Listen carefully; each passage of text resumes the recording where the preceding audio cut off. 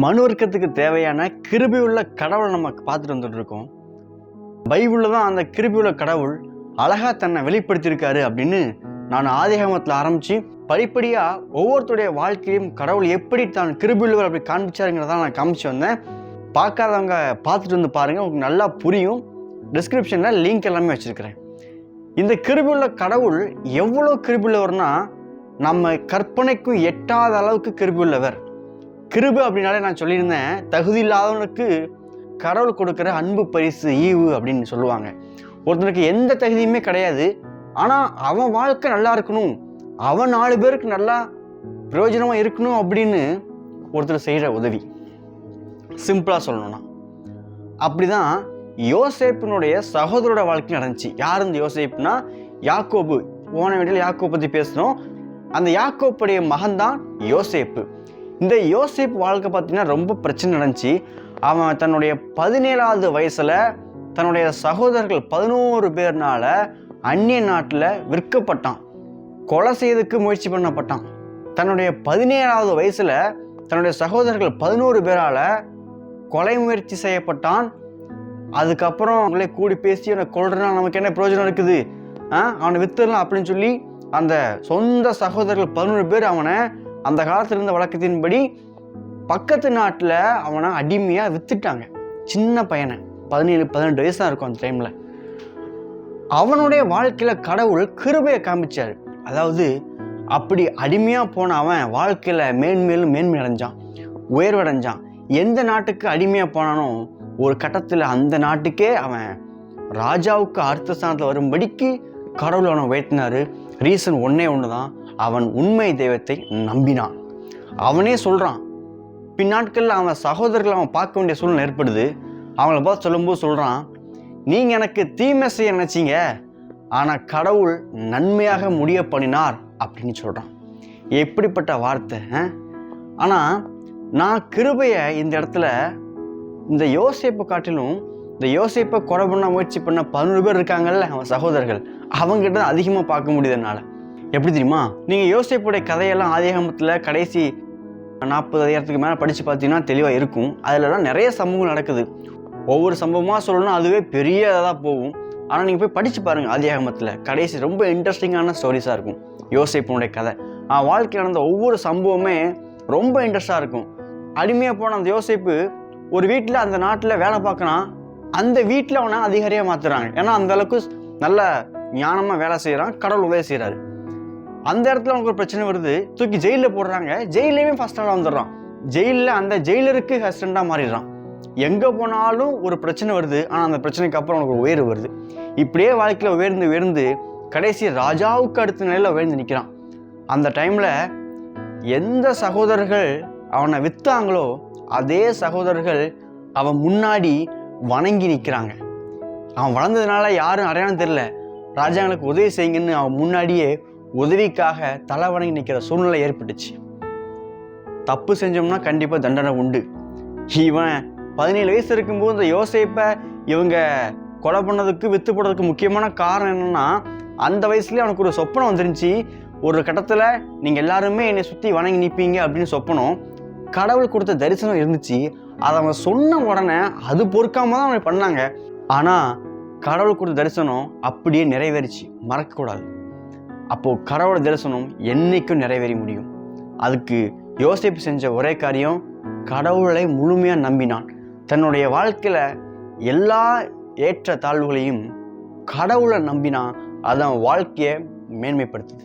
இப்படி நடந்துட்டு இருக்கும்போது இந்த 11 சகோதரர்கள் என்ன பண்ணுறாங்கன்னா, மோசமான கொலை செய்யறதுக்கும் தன்னுடைய சொந்த சகோதரனையுமே கொலை செய்யறதுக்கு தயாராக இருந்த இந்த சகோதரர்களுக்கும் கடவுள் கிருபையை காமிச்சான்னு சொன்னால் நீங்கள் நம்புவீங்களா? என்னாலே நம்ப முடியல. ஆனால் அப்படிதான் பைபிள் இருக்குது. ஆதியாகமம் 50ஆம் அதிகாரம் 20ஆம் வசனத்தில் இந்த யோசேப்பு சொல்கிறான், நீங்கள் எனக்கு தீமை செய்ய நினைத்தீர்கள், ஆனால் தேவனோ கடவுளோ இப்பொழுது நடந்து வருகிறபடியே வெகு ஜனங்களை உயிரோடே காக்கும்படிக்கு அதை நன்மையாக முடிய பண்ணினார். இந்த யோசேப்பு தன்னோட சகோதரர்களை பார்த்து சொல்கிறான், நீங்கள் எனக்கு தீமை செய்ய நினைச்சீங்க, ஆனால் வெகு ஜனங்களை காக்கும்படிக்கு. அவன் அந்த வெகு ஜனங்கள்னு சொன்னது யார் தெரியுமா? அவன் சகோதரர்களை. ஏன்னா இந்த வார்த்தையை சொல்லும் பொழுது இவனுடைய ஹெல்ப்பில் தான் அந்த 11 பேர் வாழ்ந்துட்டு இருக்காங்க. தன்னுடைய சொந்த ஊரில் பஞ்சம் இருந்ததுனால பஞ்சமுறைக்கு வந்தவங்க இந்த ராஜாவுக்கு அடுத்த ஸ்தானத்தில் இருந்த யோசேப்பினுடைய தயவுல தான் அந்த நாட்டில் வாழ்ந்துட்டு இருக்காங்க. அப்படி இவங்க இந்த யோசேப்போட தயவுல இந்த 11 அண்ணன்மாரும் வாழ்ந்துட்டு இருக்க அவங்கள பார்த்து சொல்கிறான், நீங்கள் தீமை செய்ய நினைச்சீங்க, அதான் கடவுள் அதை நன்மையாக மாற்றினார். உண்மைதான், யோசேப்புக்கு இவங்க தீமை செய்ய நினைச்சாங்க, அது இவங்களுக்கு கடவுள் யோசேப்புக்கு நன்மையாக மாற்றினாரு. அது மட்டும் கிடையாது, இந்த 11 பேரும் யோசேப்புக்கு தீமை செஞ்சாங்க, அந்த தீமையும் இந்த 11 பேருக்கு கடவுள் நன்மையாக மாற்றினார். இவனை வித்ததுனால தான், இவனை அந்த நாட்டுக்கு அனுப்புனதுனால தான் இந்த 11 பேரும் பஞ்சத்தில் சாகாம உயிரோட காக்கும்படிக்கு கடவுள் இவங்க பண்ண தீமையே நன்மையாக மாற்றினார். எப்படிப்பட்ட கிருபையுள்ள கடவுள் நான் சொல்லிட்டு இருக்கேன் பாருங்க. எப்படிப்பட்ட கிருபையுள்ள கடவுள் என்னால் புரிஞ்சுக்கொள்ள முடியல, கஷ்டமாக இருக்குது புரிந்து கொள்வதுக்கு. நமக்கு யாராவது தீமை செய்யலாம், அந்த தீமையுமே கடவுள் நன்மையாக மாற்றுவார். இந்த யோசேப்புக்கு 11 பேர் தீமை செஞ்சாங்க, அதை யோசேப்புக்கு நன்மையாக மாற்றினாரு. அதே நேரத்தில் தீமை செஞ்ச அந்த 11 பேருக்கும் அவங்க செஞ்ச தீமையே அவங்களுக்கு நன்மையாக மாறிச்சு நிற்குது. ஏன் தெரியுமா? ஒன்னே ஒன்று தான், கிருபை. கடவுள் காட்டுகிற கிருபை. கிருபை சம்பாதிச்சு வாங்க முடியாது, அது கடவுளாக கொடுக்கிறது. அவர் கொடுக்கும் பொழுது எந்த தகுதியையும் எந்த காரியத்தையும் பார்க்கறது இல்லை, தாராளமாக கொடுக்குறாரு. இப்படிப்பட்ட கிருபை உள்ள கடவுளை நம்பினா வாழ்க்கை எப்படி இருக்கும் மட்டும் நினச்சி பாருங்க. சந்தோஷம்தான் வாழ்க்கையில், எந்த கவலையும் இல்லாமல் வாழலாம். மேன்மேலும் உயர்கின்ற வாழ்க்கையை தருவார் நிச்சயமா. ஏன்னா கிருபை. என்கிட்ட இந்த திறமை இல்லை, என்கிட்ட இந்த தகுதி இல்லை, என்கிட்ட இந்த பேக்ரவுண்ட் இல்லை, என்கிட்ட பாவம் இருக்குது, என்கிட்ட இயலாமல் இருக்குது, என்கிட்ட இல்லாமல் இருக்குது, என்ன இருந்தாலும் கடவுள் காட்டுற கிருபை இருக்குது. அந்த கிருபை நம்மளை உயர்த்தும். நான் அதனால தான் இந்த கடவுளை நம்புங்க நான் சொல்கிறேன். நம்பி பாருங்க. தீமை செஞ்ச அந்த 11 பேருக்கும் கடவுள் நன்மையாக மாற்றினார்னா கர்த்தர் நிச்சயமாக உங்களுக்கும் நன்மையாக எல்லாவற்றையும் மாற்றுவார். நீங்கள் நினைக்கலாம், என்னடா இது 11 பேர் தப்பு பண்ணாங்க, அவனுக்கு கடவுள் கிருபை காமிக்கணுமா? அது என்ன கடவுள்? நீங்கள் நினைக்கலாம், தப்பு பண்ணவனுக்கு தண்டனை தானே கொடுக்கணும், இது என்ன கிருபை கொடுத்து காப்பாற்றினாருன்னு இருக்காரு? அவர் தான் கடவுள், கிருபையுள்ள கடவுள். அவர் கிருபையை கொடுத்து இவங்களை மேலும் மேலும் இந்த தப்பை செய்யுங்கன்னு சொல்ல, இவர் தப்பு செஞ்சு அவங்களுக்கு கிருபை காமிச்சு தவறுகளை திருத்திக்குள்ள தருணத்தை கொடுத்து இவர்கள் வாழ்க்கையை மாத்துறாரு. இந்த 12 பேர் மூலமாக தான் உலகத்துக்கு ஒரு இரட்சகராகி இயேசு கிறிஸ்து பிறக்க போறாரு. அப்படிப்பட்ட அந்த திட்டத்தை இவன் குடும்பத்தில் வச்சிருக்கனாலதான் அந்த திட்டத்தை நிறைவேற்றுவதற்கு தேவன் கிருபையை அளித்திருக்கிறார்.